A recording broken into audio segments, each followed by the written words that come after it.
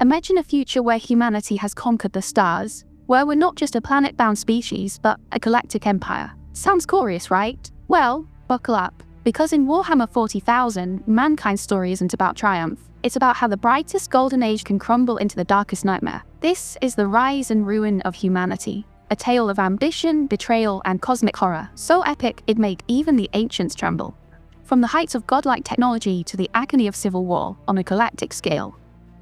Let's walk through the greatest tragedy in 40K's history, and trust me, by the end, you'll understand why the 41st millennium is called the cruelest era imaginable. Age of Terror and the Stellar Exodus, 1st to 15th millennium.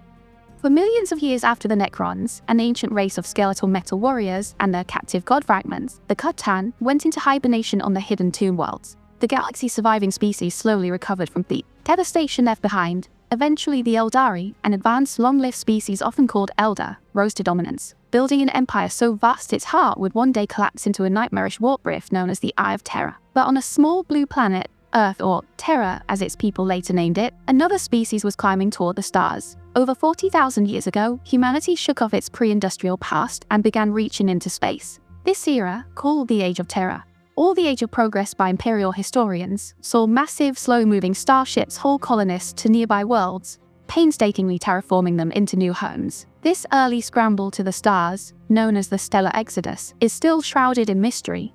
It marked humanity's first wobbly steps beyond its solar system, planting the seeds of the oldest off-world colonies. Back then, humans had no idea the warp, a chaotic dimension used for faster-than-light travel, even existed, so they crossed the void the hard way, aboard gigantic sublight generation ships, where entire bloodlines lived and died during the journey, or frozen in cryosleep hoping to wake up in a new home. This slow-burn expansion eventually gave way to the Dark Age of technology around the 15th millennium, but that's another story. Age of Technology, 15th to 25th millennium. The Age of Technology, sometimes called the Dark Age of Technology, is one of humanity's greatest and most mysterious chapters. Stretching from roughly the 15th to the 25th millennium, it was a time of incredible progress and terrifying risks. This was the era when humanity first cracked the secrets of warp travel. Genetic engineering created the navigators, mutants with a psychic third eye that let them steer ships through the unstable, nightmare-filled dimension known as the warp. Combined with the invention of the warp drive,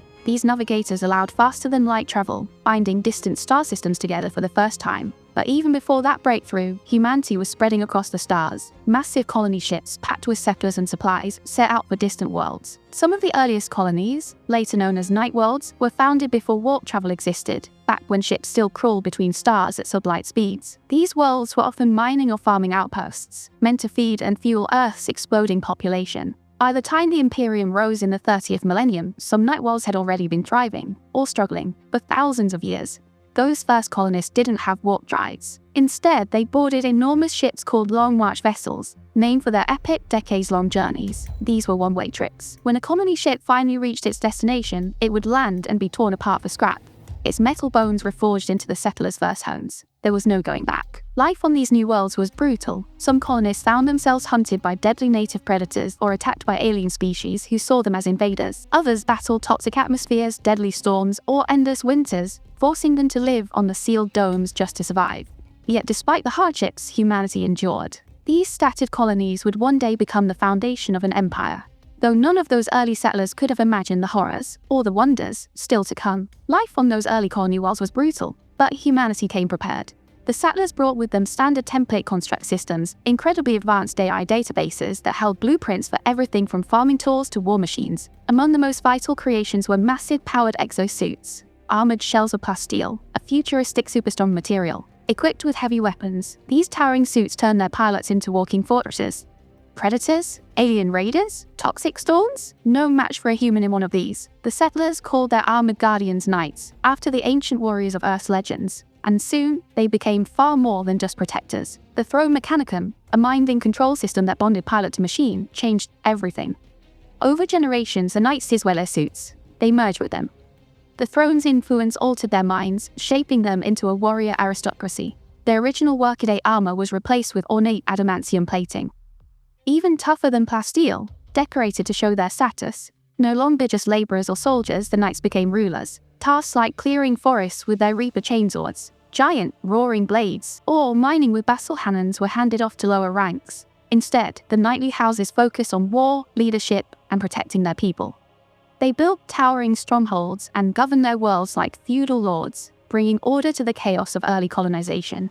The knight houses thrived, becoming a cornerstone of human society during the age of technology. They weren't just warriors. They were symbols of survival, nobility, and humanity's stubborn will to conquer the stars. And though the galaxy would change in ways they couldn't imagine, their legacy would endure long after the age of technology faded into myth. With the invention of the warp drive, humanity's scattered colonies could finally trade, communicate, and unite. Distant worlds formed alliances, merging into vast interstellar nations, until, at some point, all of humanity stood under a single galactic government. It was an age of unparalleled progress, built on the backs of three mysterious groups: the men of gold, visionary leaders who shaped humanity's destiny; the men of stone, brilliant engineers and architects of this golden age; the men of iron, self-aware machines created to serve. Until they rebelled, the men of iron were supposed to be perfect servants, unstoppable soldiers, tireless laborers, but they turned on their creators. The war that followed was catastrophic. Planets burned, entire systems collapsed, resources ran dry, leaving billions to starve. By the time it was over, humanity had learned a brutal lesson: thinking machines would never be trusted again. As if the war wasn't enough, something even stranger began happening. Psykers, humans with unnatural psychic powers, started appearing everywhere. Some could glimpse the future or move objects with their minds. Others weren't so lucky. Their powers tore open rifts in reality, letting warp entities, malicious, demonic beings, slip into our world. The Eldari Empire, still dominant in the galaxy, was crumbling too. But humanity's downfall came faster. Trade routes collapsed. Worlds were cut off. The Golden Age was over, replaced by an era of chaos and isolation known as the Age of Strife. On Terra, they called it something darker: Old Night. And in that darkness, something or someone was waiting. Age of Strife, Old Night, 25th to 30th millennium. The age of technology represented humanity's zenith, a golden era where science and progress flourished like never before. At the heart of this expansion were the standard template constructs, incredibly advanced AI databases containing blueprints for every piece of technology humanity had ever invented. These self-updating systems allowed even the most remote colonies to build anything from farming equipment to starships, fueling mankind's rapid spread across the galaxy. One of humanity's greatest advantages during this period were the legendary men of iron, fully sentient war machines that fought battles too dangerous for human soldiers. These artificial warriors secured countless victories, until, for reasons lost to time, they turned against their creators in what became known as the Cybernetic Revolt. The war nearly destroyed human civilization. Though mankind eventually triumphed, reportedly with the help of other unknown factions, the damage was irreversible. Entire systems lay in ruins, and humanity's golden age was already crumbling when an even greater catastrophe began unfolding. As humanity expanded, the ancient Eldari Empire, once the galaxy's dominant power, was rotting from within. Millennia of unchecked decadence and excess had warped the Eldari psychic presence in the warp, giving birth to something monstrous, a new chaos god named Slaanesh. Its emergence tore reality apart. Walkstorms raged across the galaxy, severing travel and communication between star systems. Isolated and cut off, human colonies began to wither. Then came the Psykers. At first, these psychic humans were either feared as witches or studied as curiosities, depending on how enlightened their homeworlds were. But soon, the truth became horrifyingly clear. Untrained Psykers were gateways for daemons and other warp entities to invade real space. Worlds that had embraced Psykers fell first, overrun by nightmares made flesh. Only those that had ruthlessly suppressed them survived. What followed was the Age of Strife, a collapse so total it nearly erased humanity from the stars. Without the warp for travel or communication, colonies starved or turned on each other. Ancient weapons were unleashed in desperation, scouring planets like Pol Secundus into radioactive wastelands. Alien predators like the Orcs preyed on isolated human worlds. Within what seemed like an eye blink, mankind's galactic empire disintegrated into 5,000 years of darkness, an endless cycle of war, slavery, and annihilation. Almost no records survive this era, just stories of suffering so profound that even the Imperium, millennia later, remembers it only as a warning written in blood. Fall of the Eldari, 25th to 30th millennium.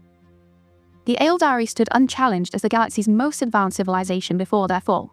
A race so sophisticated that technology handled all their needs, leaving them with endless idle time. By the 25th millennium, this decadence birthed the infamous pleasure cults. where Eldari pursued increasingly extreme sensations to escape their existential boredom. Though their seers prophesied doom, the warnings went unheeded. Eldari society unraveled as blood sports and ritualized murder became entertainment. Entire worlds drowned in orgies of violence, where victim and killer traded roles in inspiring cycles of excess. Not all participated. Some Eldari, horrified by their kin's descent, fled to distant colony worlds, later called Exodites, or boarded enormous craft worlds to wander the stars as traders. These self-imposed exiles escaped the Empire's collapsing core, where the dying screams of millions fed something terrible taking shape in the warp. For all sentient souls pass into the warp upon death, and the Eldari's corrected essences began merging there. Like ink in water, their collective depravity coalesced into a new entity, a dark mirror of their excesses. As this presence grew, warp storms erupted across the galaxy, severing interstellar travel. For humanity, already reeling from the cybernetic revolt, this marked the beginning of the Age of Strife, a 5-millennia night where worlds burned in isolation, unaware that the Eldari's fall had doomed them all. In the late 30th millennium, the gestalt mass of corrected Eldari souls finally awakened, birthing Slaanesh, the chaos god of excess known to the Eldari as she who thirsts. The god's emergence triggered a psychic cataclysm that rippled across the warp, centered on the Eldari's core worlds. Every Eldari caught in the blast died instantly, their souls devoured by the newborn deity. The shockwave tore a permanent wound in reality, a vast warp rift that humanity would later name the Eye of Terror.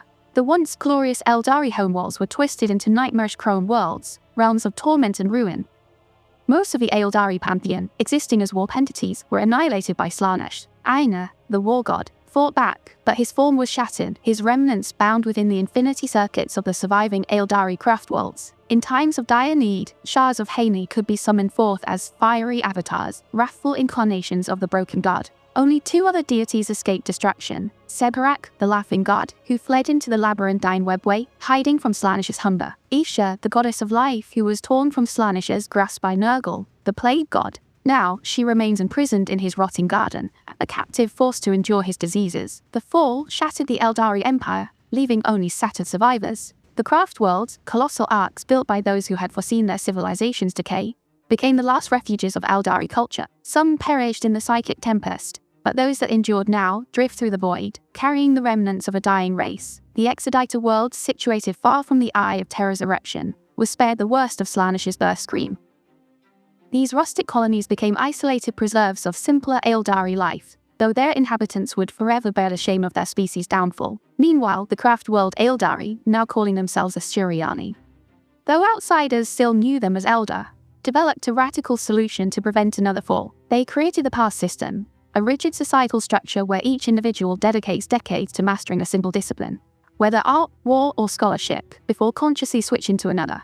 This constant rotation of purpose keeps their potent emotions in check, like psychic floodgates preventing the buildup of destructive passions. But not all survivors chose redemption. Some of the most depraved Eldari escaped into the webway, the labyrinthine dimension bridging real space and the warp. Sheltered within its warded passages, the Sadist built Comora, the Dark City, and became the Drakari, or Dark Eldar. Without the pass system to restrain them, they sustained their immortality by torturing captives, feeding on suffering to sate Slaanesh's slow drain on their souls. To them, both humans and their Asturiani cousins are merely prey, one to be harvested, the other to be scorned. Great Crusade, circa the year 798 of the 30th millennium to the year 5 of the 31st millennium. As the warp storms of the Age of Strife finally faded, their dissipation tied to Slaanesh's catastrophic birth, humanity's scattered worlds lay vulnerable and divided. From the ashes of Old Night rose a figure who would change everything. The Emperor of Mankind, a mysterious immortal and the most powerful psyker in human history. By the year 712 of the 30th millennium, after centuries of brutal conflict known as the Unification Wars, the Emperor had conquered Terra with the help of his closest ally, Malcador the Sigilliter.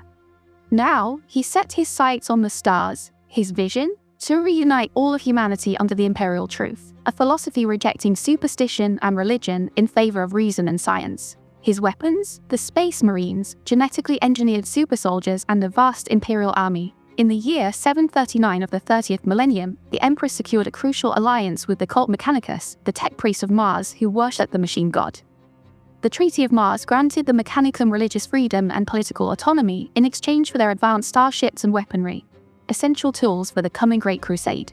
To the Mechanicum, the Emperor was more than a warlord. His unparalleled scientific genius led many to believe he was the Omnissiah, the prophesied avatar of their machine god. In return for their loyalty, the tech priests were promised first claim on any archaeotech, lost wonders of the dark age of technology, recovered during the Crusade. With Mars and Terra united, the stage was set for humanity's rebirth. The Emperor's dream of a galaxy-spanning Imperium was about to begin. With the Treaty of Mars sealed, the Emperor adopted a new symbol for his burgeoning Imperium: the Aquileia, a double-headed eagle representing the union between Terra and Mars. Gone was the old raptor sigil of the Unification Wars. This new emblem marked humanity's rebirth as an interstellar power. Mars's forges roared to life, producing weapons, ships, and most crucially, the Mechanicum's devastating Titan legions and night houses. These towering war machines would become the hammer that shattered resistance to Imperial compliance. Despite these advantages, the Great Crusade's early progress was sluggish. The Imperial army remained small, and more critically, the Emperor's 20 Space Marine legions lacked their intended leaders, the Primarchs. These genetically perfected generals, crafted to command the Legion as Astartes, had been scattered across the galaxy through warp machinations before the Crusade began. Without their Primarchs, creating new Space Marines became a painstaking process, severely limiting the Legion's numbers. But this bottleneck would soon be broken. In the year 801 of the 30th millennium, the Emperor made a momentous discovery on Sidonia, a world near Terra. Horus, the first of his lost sons. Taking the young Primarch under his wing, the Emperor spent nearly 2 decades mentoring Horus, forging a bond closer than father and son. They fought side by side, saving each other's lives multiple times during the Crusade's early campaign. Then, in the year 819 of the 30th millennium, came another breakthrough. Lemon Rus was found on the frozen death wall of Fenris. While Horus publicly welcomed his brother, privately he cherished his status as the Emperor's favored son. A quiet jealousy that would one day have galaxy-shattering consequences.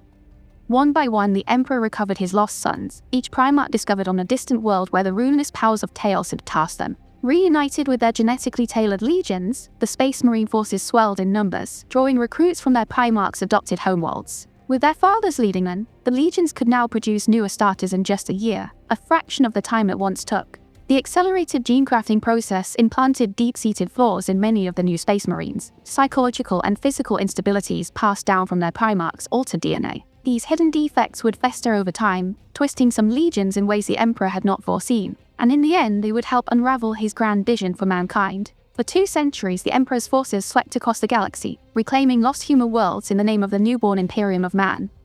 Vast expeditionary fleets, led by the Primarchs and their Space Marine legions, crushed Xenos empires, warlord kingdoms, and warp-corrupted holdouts from the Age of Strife. Once a world was conquered, it underwent Imperial compliance, a ruthless restructuring under a new planetary governor. The Emperor's enforcers eradicated old religions and superstitions, replacing them with the cold logic of the Imperial truth, a doctrine that venerated science and reason while denying all gods. To the Emperor, this was enlightenment. To many of his subjects, it was the death of their past. And beneath the surface of this expanding empire, the cracks were already forming. With each conquered world left under the watch of the Imperial army, the Great Crusade pressed onward, its fleet splintering into multiple expeditionary forces, each led by a Primarch and their legion. The galaxy was vast, and the Emperor's vision demanded that no human world remain beyond the Imperium's light. The campaign on Olanor marked the Crusade's zenith.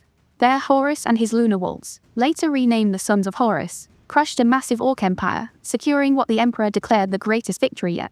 In a moment of triumph, the Emperor bestowed upon Horus the title of War Master, supreme commander of all Imperial forces in the Great Crusade.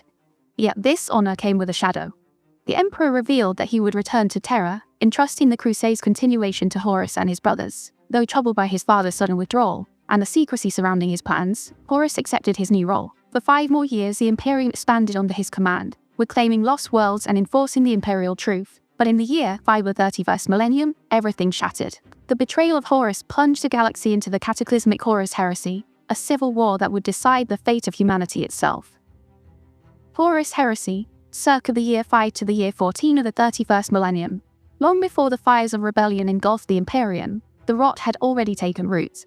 Lorgar Aurelian, Primarch of the Word-Bearers, had once been the most devout of the Emperor's sons, until his faith was shattered. When the Emperor discovered that Lorgar and his legion were spreading worship of him as a god, he made an example of them. The perfect city of Monarchia, a jewel of devotion built by the Word-Bearers on the world of Kua, was utterly annihilated by the Emperor's command. Humiliated and disillusioned, Lorgar embarked on a secret pilgrimage across the stars, searching for true divinity. His quest led him into the Eye of Terror, the gaping wound in reality where the Eldari Empire had fallen. There, Lorgar found what he sought, the Chaos Gods, entities of pure warp-born power.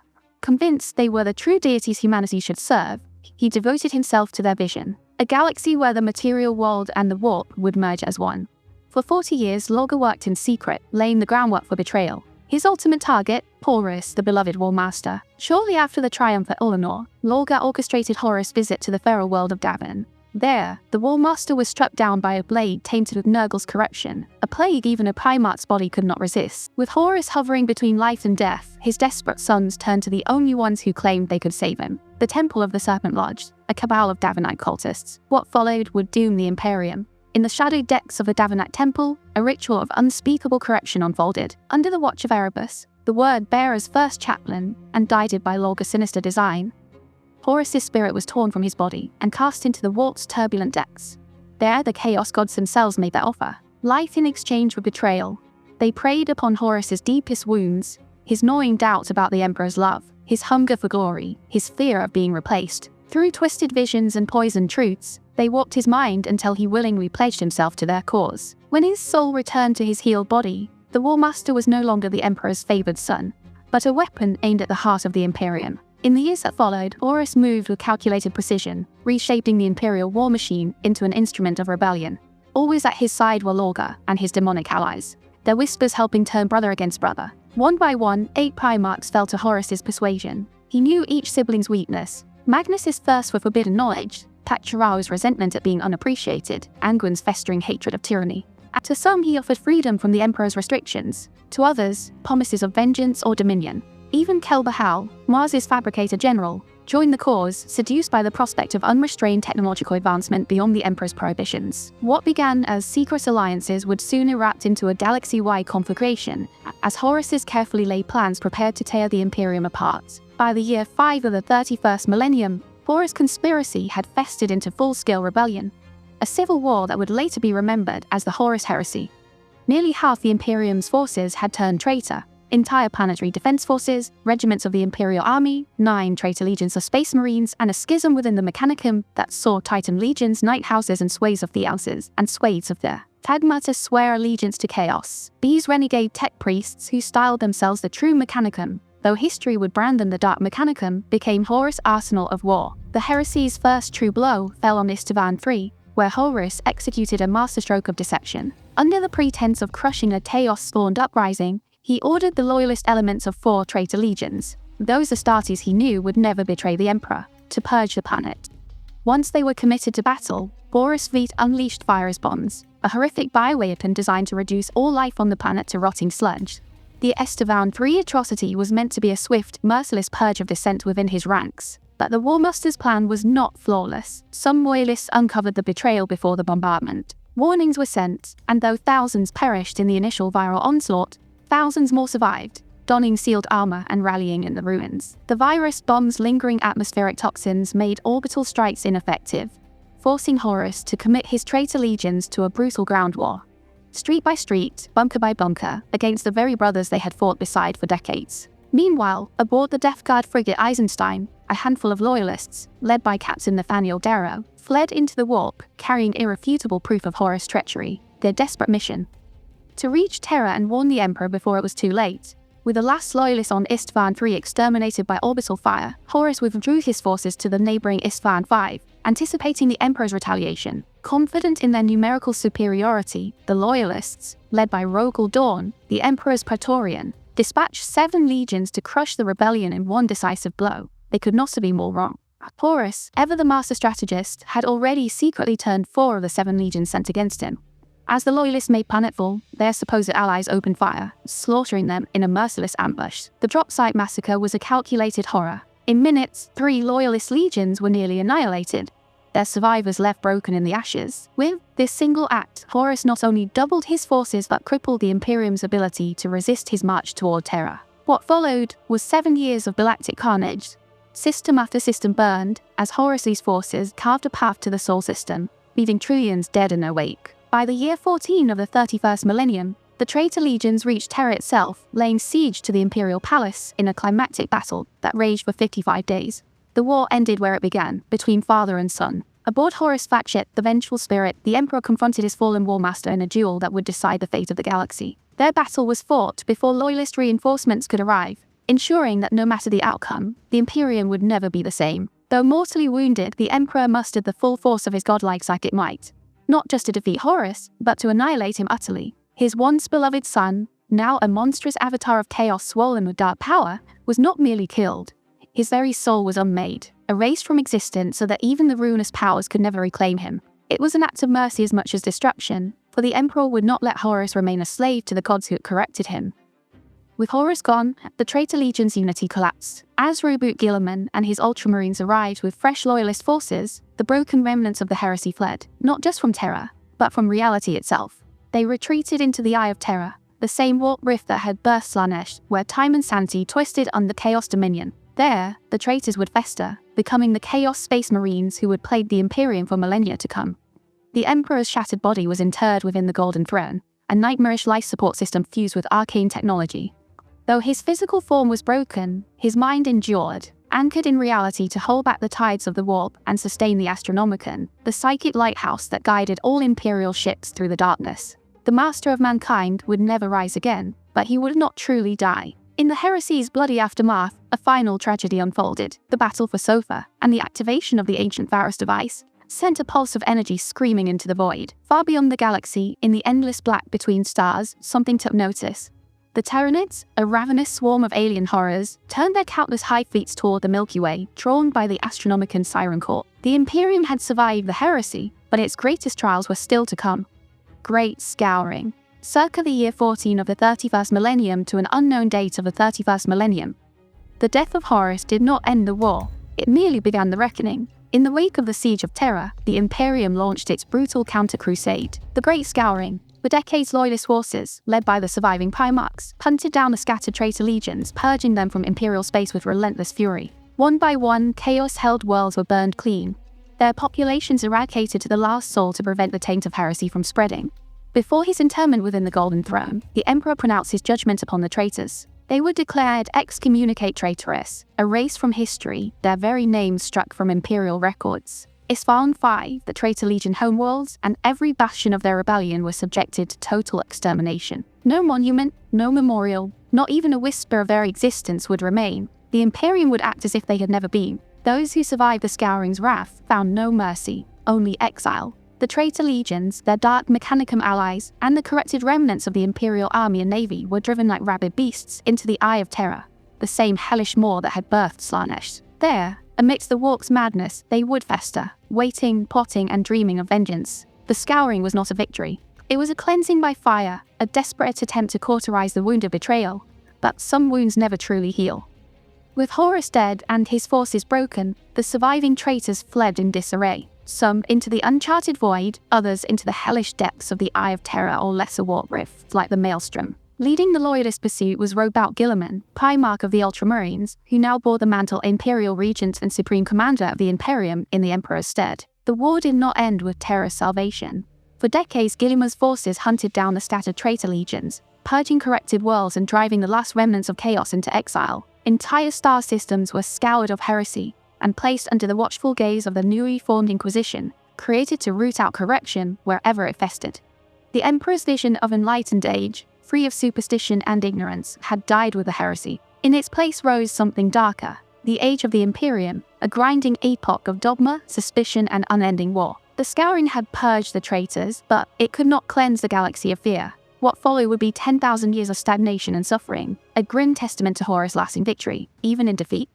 Amidst the fires of the Great Scouring, a fundamental restructuring of the Imperium's mightiest warriors took place. The second founding, around the year 21 of the 31st millennium, marked the end of the Space Marine legions, those vast legion-sized forces that had once conquered the galaxy, but had also nearly destroyed it in Horus' treachery. Under the vision of Roboute Guilliman, the remaining 9 loyalist legions were dissolved and reborn as smaller autonomous chapters, each limited to just 1,000 battle brothers as decreed by Guilliman's newly penned Codex Astartes. The Codex was more than a rule book, it was a blueprint for survival. Its pages detailed everything from squad-level tactics to chapter organization, ensuring that no single commander could ever again wield the unchecked power of an entire legion. With this reform, the Space Marines transitioned from the Imperium's primary armies into elite strike forces, specializing in rapid deployment and precision assaults, rather than protracted campaigns. Some of the new chapters retained the names, colors, and traditions of their parent legions, serving as living memorials to the past. Others forged entirely new identities, developing unique cultures and beliefs over the millennia. Yet all shared one unbreakable bond: loyalty to the Emperor. 10,000 years later, many of these second founding chapters still stand as the Imperium's finest warriors, a testament to Guilliman's foresight and a bulwark against the darkness yet to come. And so, we reach the end of humanity's grand, tragic arc, from the heights of golden ambition to the ashes of betrayal and war. The Imperium stands that, at what cost, the galaxy burns, the past is lost, and the future. Well, that's a story for another time. For now, remember this: Warhammer 40K isn't just about war. It's about what happens when hope fights against despair, when empires rise only to crumble under their own weight. It's about the echoes of the heresy, the scars of old night, and the unshakable will to survive, no matter how dark it gets. If you enjoyed this journey through the rise and ruin of mankind, let me know what era fascinates you most. The age of technology's wonders, the Horus Heresy's heartbreak, or maybe you're already wondering, what comes next? Thanks for watching, and remember, in the grim darkness of the far future, there's always more story to tell.